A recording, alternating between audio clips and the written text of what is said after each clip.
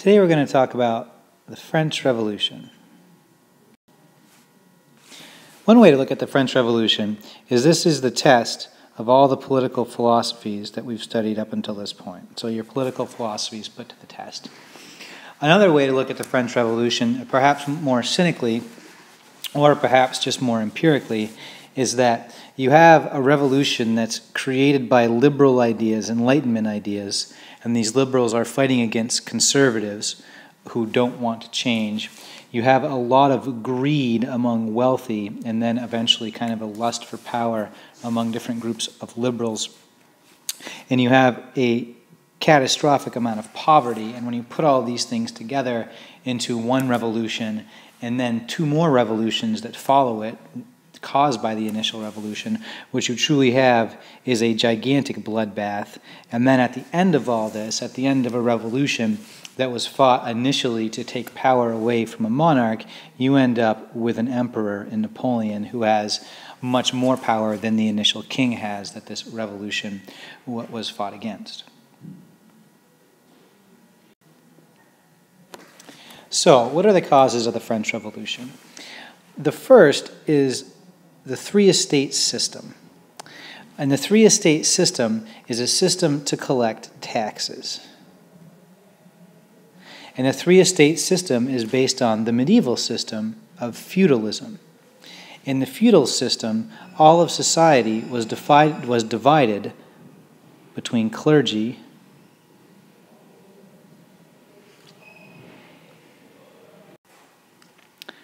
then nobility, and then peasants. In the feudal system, the job of the clergy, which initially was the Catholic Church, Catholic clergy, and this is who we're talking about in France as well, had the job of getting people to heaven and teaching them about God. And for this reason, the clergy did not have to pay taxes, although they did own a significant amount of land in churches, in monasteries, and convents. The nobility's job was to fight, and because they fought to protect the people, the lowest nobles being knights, they also did not have to pay taxes. They protected people. So eventually it's this third class, and initially your class of peasants and your skilled laborers and eventually your merchants that pay all the taxes in kind, in food and in labor. So this three-estate system to collect taxes is based on the feudal system that divides all of society into these three groups. So in the three-estate system in France, everybody is divided into three groups. And like the feudal system, you have the clergy, which is the first estate. The second estate is the nobility. And then the third estate is everyone else.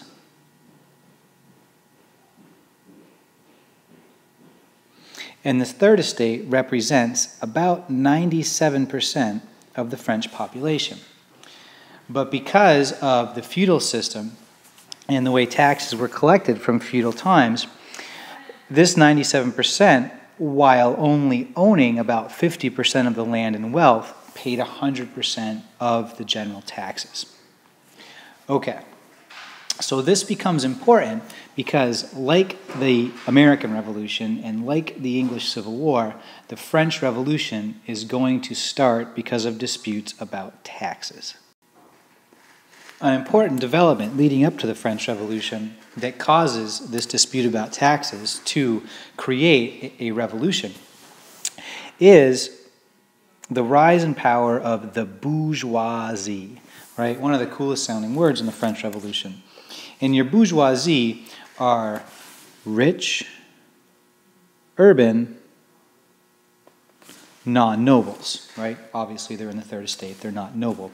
These guys are the merchant class, and they end up amassing a huge amount of wealth and power from trade.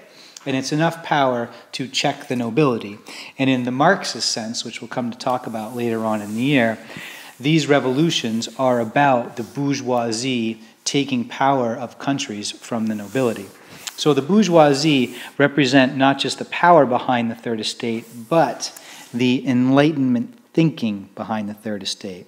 So while these guys are small in number compared to the peasants in the countryside and the unskilled workers in the cities, they have great charismatic power. They've read all of the philosophers that we've talked about, Locke, Rousseau, Montesquieu, etc. And they believe that their government should change to be more representative of the current times, particularly in the case of taxes, which they feel should be distributed more equally. So these bourgeoisie read the Enlightenment philosophers and also represent new money, as in money that is not inherited over time, but money that was made by these people during their lifetimes. The French Revolution is also greatly influenced by the American Revolution. As we know, it's the French that helped the Americans defeat the British Navy, and all of these French soldiers and sailors who come over and fight in the American Revolution, and that revolution is fought for these Enlightenment ideals we've been talking about, freedom, equality, democracy, private property, etc., etc. All these ideals are learned now by these French soldiers who then go back to France and are ruled over by essentially an absolute monarch with absolute power. Okay. But this absolute monarch, Louis XVI, doesn't actually have absolute power, mostly because he has a huge debt. He owes a lot of money. The Palace of Versailles takes a lot of money to maintain. He's helped fund the American Revolution, and his predecessors have helped fund many, many bloody religious conflicts during the 1600s. And so Louis has this huge debt, and the problem with that is in order to raise taxes, Louis has to call the Estates General, which is kind of like the French version of Parliament, and this is a group of representatives from each of the three estates who have to meet to okay any new taxes. So our Estates General. This meets in 1789, and this is the most important date from the French Revolution that you should know. And you have representatives from each of the estates, right? Your first estate, remember, is the clergy. The second estate is the nobility, and the third estate is everyone else. And in this Estates General, and this meeting takes place at the Palace of Versailles, the third estate is primarily represented by the bourgeoisie and intellectuals in that group. Now, this group meets, as we said, to okay new taxes that the king might want. Now, they hadn't met in around 150 years, and so these are all new elections, new folks who had never been through this process before, and truly see this as an opportunity for them to get some more equality and some more power in the French government. Now, the first disputes in this Estates General that is eventually going to cause a revolution start because of voting issues. How are the estates going to vote? Now, how this works out is Louis has allowed the third estate to have 600 representatives, while the first estate only has 300 and the second estate only has 300. And Louis sees this as a way to show that he realizes that the third estate is truly the majority of the population. But nonetheless, as these guys get together, the first and second estate would like to vote using the structure of one estate, one vote. The first estate gets one vote, the second estate gets one vote, and the third estate gets one vote. And in this situation, your first and second estate would form an obvious alliance and keep their tax-exempt status, forcing the third estate to pay all the taxes. The third estate, on the other hand, would like to have one man, one vote, okay? A concept, popularized by Rousseau, by Locke, by the American Revolution. Even though Locke and the American revolutionaries don't allow, most men to vote because you have to own property, and in the Americans' case, you have to be white. Nonetheless, the third estate wants one man, one vote. And they know that there's a couple of members from the first estate who will come over and side with them, and a couple of members from the second estate who will come over and side with them. These are Enlightenment-minded people who would like to create some equality, even though it might be against their personal economic interest. And so if there's one man, one vote, the third estate will get a clear majority. And when we talk about majorities, remember Rousseau. So the king has a decision to make, and he decides that it's going to be one estate, one vote. And at this point, the third estate gets very angry, and they take their first revolutionary actions. The first revolutionary action by the third estate is, after getting a couple of members from the other two estates to join them, they have a meeting and they rename themselves. And it sounds like a simple gesture, but it is truly revolutionary. And the name they give themselves is the National Assembly.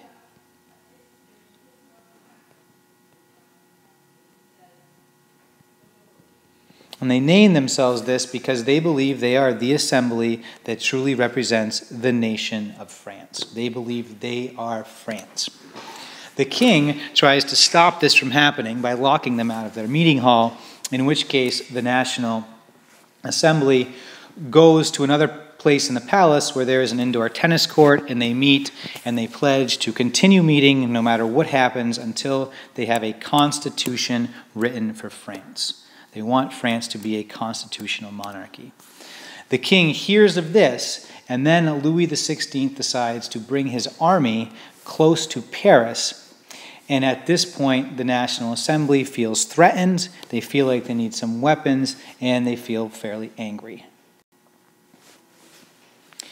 This leads the National Assembly to storm and take over the Bastille, a royal armory and prison in Paris. In the fall of the Bastille, on July 14th, 1789, is one of the greatest celebratory moments in the future of the French Revolution. And so, the Bastille falls. And I'll give you a pictorial description of this here. Here's the Bastille from the top view. It's a castle, a prison, an armory. It's surrounded by a moat with a drawbridge, and it's led by a commander named Delaunay. You don't need to know his name, but that's his name, Delaunay. He doesn't have a lot of men guarding this prison and armory, a couple of dozen, but he does have the moat, the drawbridge, and he has some cannons. And what shows up at his front door are hundreds of angry members of the National Assembly with an angry Parisian mob. Remember, this is in the middle of Paris that this happens. These are buildings that I'm drawing here, in case you're wondering. So, Delaunay, not a stupid man, what he does is he lowers the drawbridge down and he invites all the members of the National Assembly in, kind of feigning that he's going to give up and let them in. He doesn't open the door to the actual prison. He lowers the drawbridge, and then all of these people come pouring in to this area here. And then, when all of these folks are inside of the moat, Delaunay then raises up the drawbridge and unleashes the cannon fire on all these members of the National Assembly and angry Parisians, slaughtering them. And at this point, it looks like Delaunay might have successfully protected the Bastille, but what he's forgotten is that he is in the middle of Paris, and there's lots of angry Parisians watching this happen. And so pretty much every Parisian who is Enlightenment-minded or who has a problem with the king and has a gun starts getting their guns and opening fire on the defenders of the Bastille. Most of them die. Delaunay surrenders. And then if you saw the picture from the previous slide, Delaunay has his head chopped off. It's put on top of a spear and carried by an angry mob around France in the name of the revolution, things like equality, fraternity, that's brotherhood, democracy. And here you have this first really bloody, violent act, which you could see as a harbinger of things to come, even though it's done in the name of brotherhood and equality and democracy. At this point, it is important to remember that Paris at that time has lots and lots of angry folks. They are very, very hungry. They're hungry because there's been some bad harvests. They are poor. And if you have a large group of angry people in one place, and you throw in a charismatic leader like some of these members of the bourgeoisie, what you can very easily have is mobs. And lots of the violent actions in this revolution are caused by angry mobs of hungry poor people led by the bourgeoisie.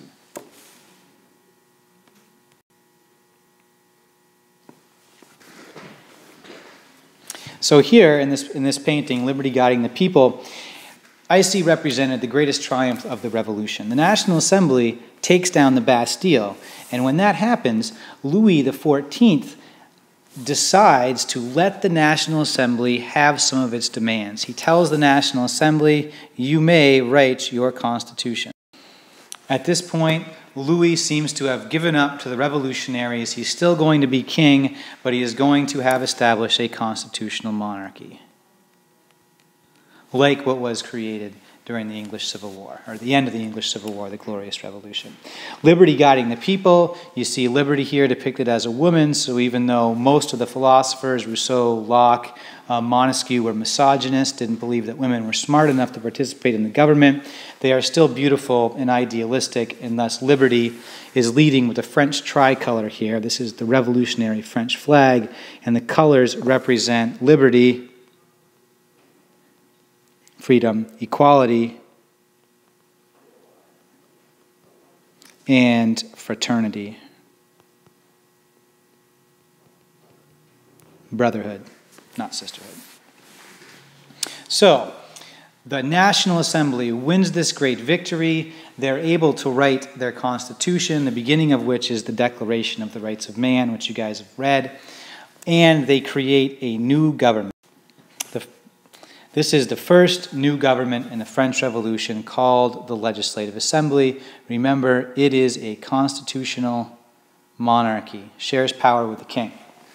So, at this point, the French Revolution arguably could have ended, and it would have been a great victory for democracy, you might say, and for equality and for Enlightenment ideas, and France could have been a peaceful constitutional monarchy. But sadly, for the folks in France, the Legislative Assembly makes two drastic mistakes. The first mistake concerns Louis XVI. Louis, when he actually reads the Constitution and realizes how much power he's lost, he flees to Austria. He runs away. He actually dresses himself and his family up like peasants. They get in a horse cart. They flee to Austria, but they're caught, busted, and they're brought back. The problem is the Legislative Assembly covers this escape up. They are not transparent. They lie to the people about Louis fleeing. They believe that if the population in France knew that the king had essentially committed treason and fled from the new government to try to go to Austria, that there would be riots in the streets and lots of bloodshed. So they cover it up. The other thing they do, which is even more of a catastrophic mistake, arguably, is when they realized Louis was going to Austria, and that Austria may have wanted to declare war on France to stop this revolution from spreading. Austria, ruled by kings like the other European nations, and they're afraid of this revolution spreading. When the Legislative Assembly realizes Austria was looking to perhaps declare war on them, they declare war on Austria. And this is really bad, because remember, this whole thing starts because the government is broke, and they don't have a lot of money at this point either. And it's also a brand new government, so they're not particularly organized. And so here you have a government that has no money, essentially, and has a great lack of organization trying to fight an international war. It's just a really, really bad idea. And they immediately start to lose. And they don't just start to lose to Austria, but other European countries join in this fight with the Austrians to try to crush these revolutionary ideas. So what happens to the Legislative Assembly? Well, a majority of people, you might argue, in Paris, led by this group of radicals called the Paris Commune, attack the government and violently overthrow the Legislative Assembly. And here you have the second revolution in this French Revolution. And it is fueled particularly by the ideas of Rousseau. And remember, Rousseau believes if a majority of the people don't agree with the government immediately loses all of its viability. and it's just dissolved. So revolution is very easy, okay? So, the Paris Commune overthrows the Legislative Assembly, takes over the government. The Paris Commune, following Rousseau's ideas, believe in essentially one branch of government with absolute power that is elected democratically. So the Paris Commune writes a new constitution for a new government. This is now the second official new government in the French Revolution. This new government is called the National Convention. And this stage of the revolution is called the radical stage. The previous stage, starting with the National Assembly, was called the Republican stage. Republican in the beginning, more peaceful, more equality, more moderate, and the radical stage becomes very extreme. So this National Convention, interesting things about it, is the first government, I believe in history, that is elected by universal male suffrage. All men could vote. Most of the population, women, still not seen as able to participate politically, but for the first time, even poor men could vote. So this National Convention, one group, democratically elected, with absolute power. One of the first things they do is they put Louis XVI on trial and they chop off his head. This is a huge mistake. The National Convention believed that the people would be happy that their king was dead because he committed treason. What they seem to have neglected to have thought about is the majority of the French population are peasants. They're not educated. And to the majority of the French population, Louis XVI is like a father. They don't necessarily like what the king does. They're angry because they're hungry and they think that part of this is the king's fault. But they don't want to kill the father of the country. And so when they kill Louis, this starts the counter-revolution.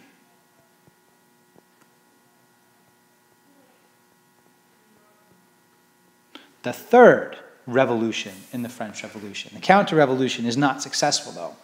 The other thing that the National Convention does that fuels this counter-revolution and continues to make people extremely angry is they outlaw the Catholic Church.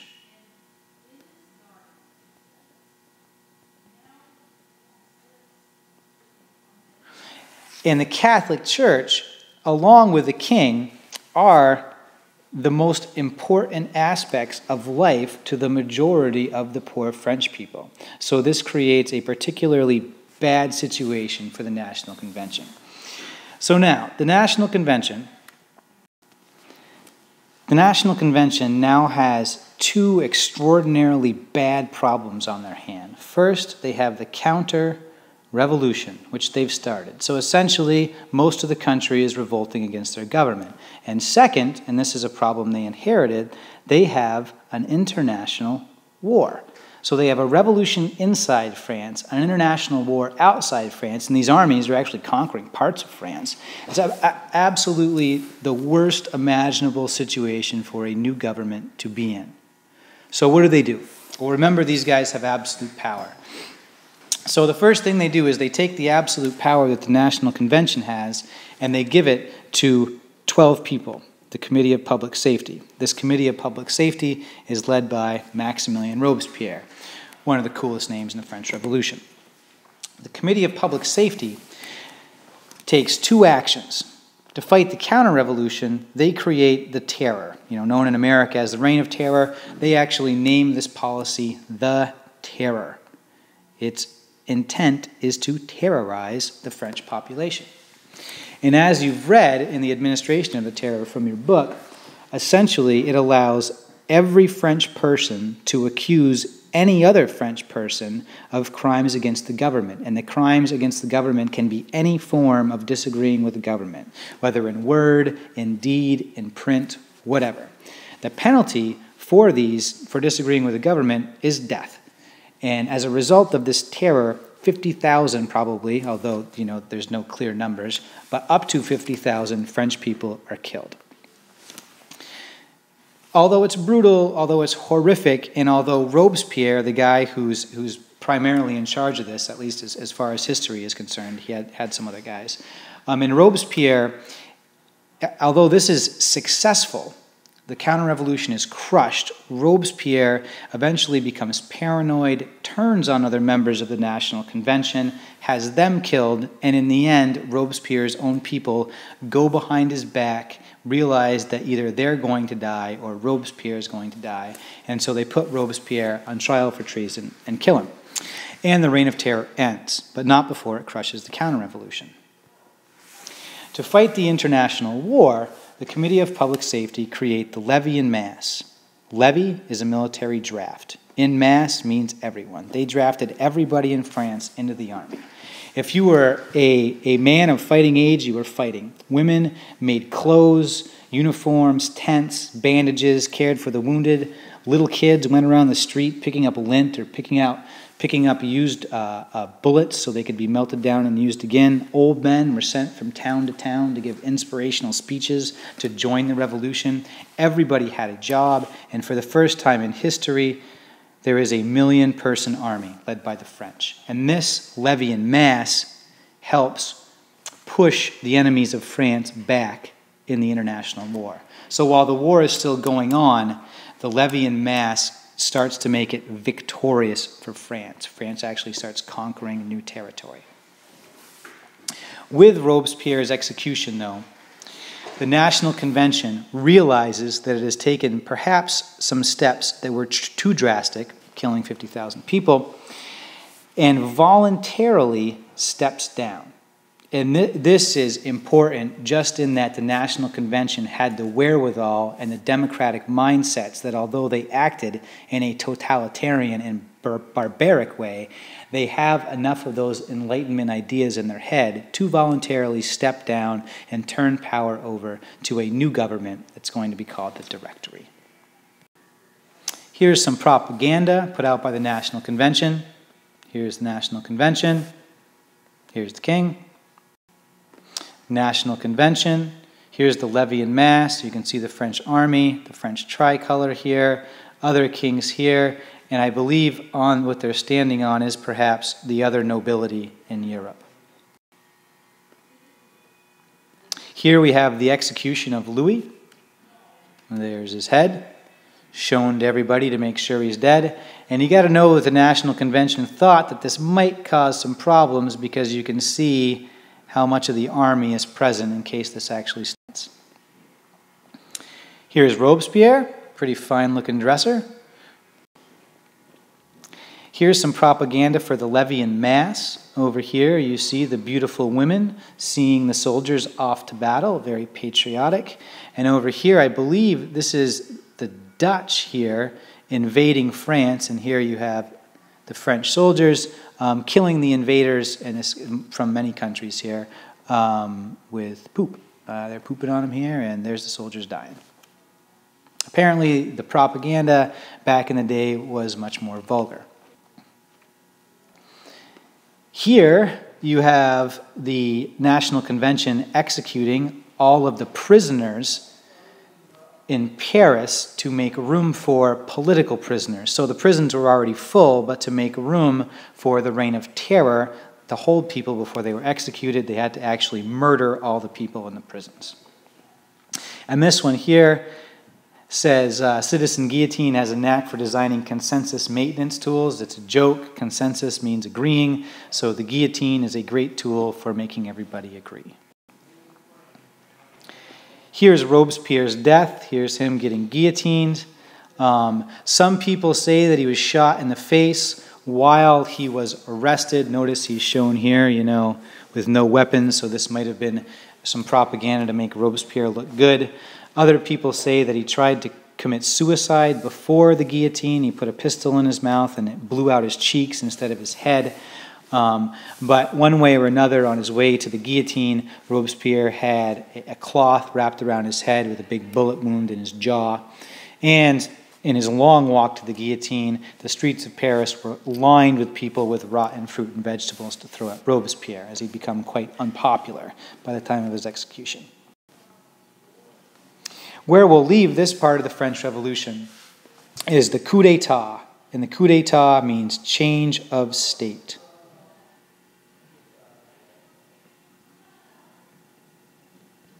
A coup, generally speaking, is a less violent revolution from inside the government. Coups are generally led by the military.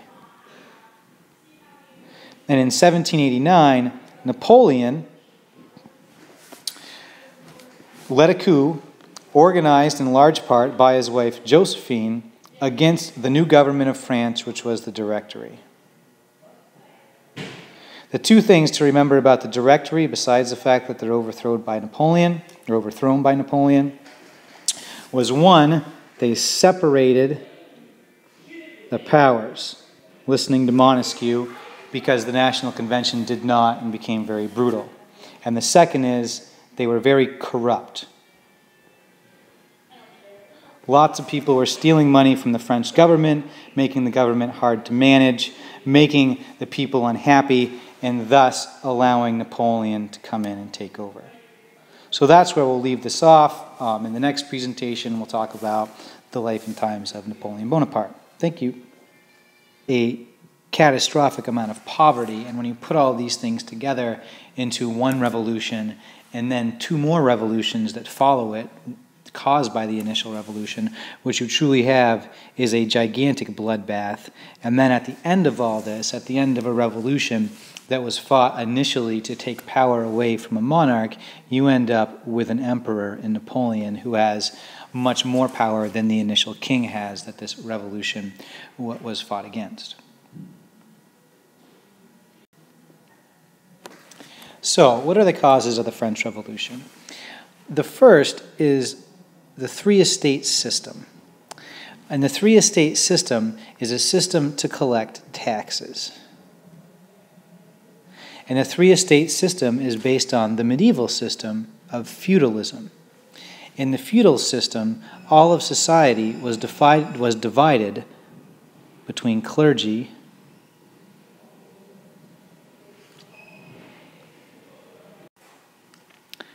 then nobility, and then peasants.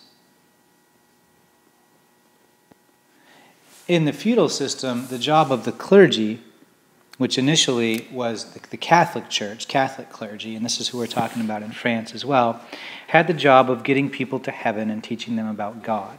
And for this, on the feudal system that divides all of society into these three groups.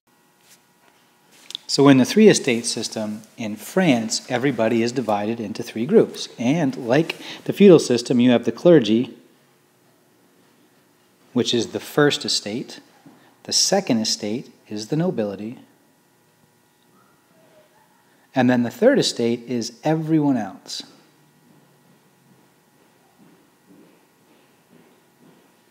And this third estate represents about 97% of the French population.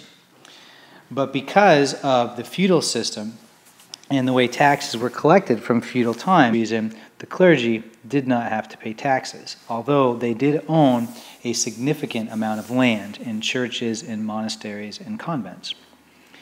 The nobility's job was to fight, and because they fought to protect the people, the lowest nobles being knights, they also did not have to pay taxes. They protected people. So eventually it's this third class, and initially your class of peasants and your skilled laborers and eventually your merchants that pay all the taxes in kind, in food and in labor. So this three-estate system to collect taxes is based. Today we're going to talk about the French Revolution. One way to look at the French Revolution is this is the test of all the political philosophies that we've studied up until this point. So your political philosophies put to the test. Another way to look at the French Revolution, perhaps more cynically, or perhaps just more empirically, is that you have a revolution that's created by liberal ideas, Enlightenment ideas, and these liberals are fighting against conservatives who don't want to change. You have a lot of greed among wealthy, and then eventually kind of a lust for power among different groups of liberals. And you have